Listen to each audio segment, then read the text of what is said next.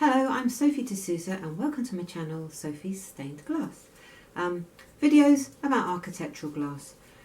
Today's video is some top tips about brushes for painting on glass.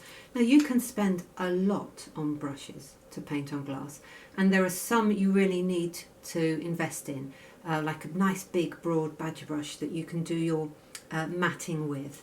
And there's no getting away from the money you have to spend on those. But I wanted to show you a few cheaper options, because the more brushes you have to hand, the more options you've got for paint finishes. Now my first top tip is makeup brushes. So this complete set, let's see how many we've got in here. I don't know. Ugh. Let's get them out. I mean, there must be about 16 brushes in here, and they're all beautifully soft, and they have some of them flat ends and some of them have got round ends.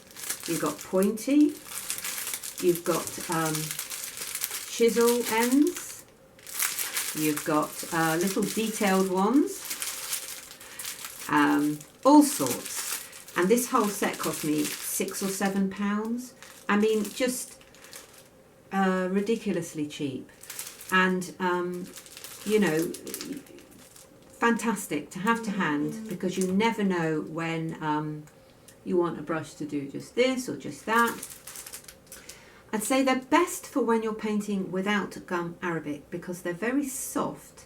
If you've got gum arabic in, they might be too soft to actually remove the paint once it's dried with the gum arabic in. Other brushes that I really like, these all came from the pound shop, and I think you get them in a pack of 10. And they are really ugly little rough hard brushes. They come in a variety of widths, and what I like about them is they're so cheap you can cut them so that you get just the size and shape you want. You don't have to worry, because they're practically disposable.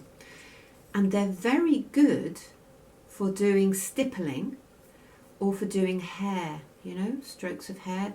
Just love them. And they do work very well when you're using gum arabic, because they are that little bit tougher. And the last thing I wanted to show you was, you know, sometimes you want a little nail or pointy end to take some of the dried paint off your glass, right? If you use a nail and you're holding it like that and working with it, very quickly you will strain your hand. It will fatigue. The tip you need to know about is sellotape your nail to a big fat marker, or in this case to a paintbrush, because then you can hold it comfortably and you won't get tired. But it's amazing how quickly you'll get tired if you try just to hold a nail between your fingers. So those are my tips, just a few top tips for painting on glass and brushes, and I hope you found that helpful.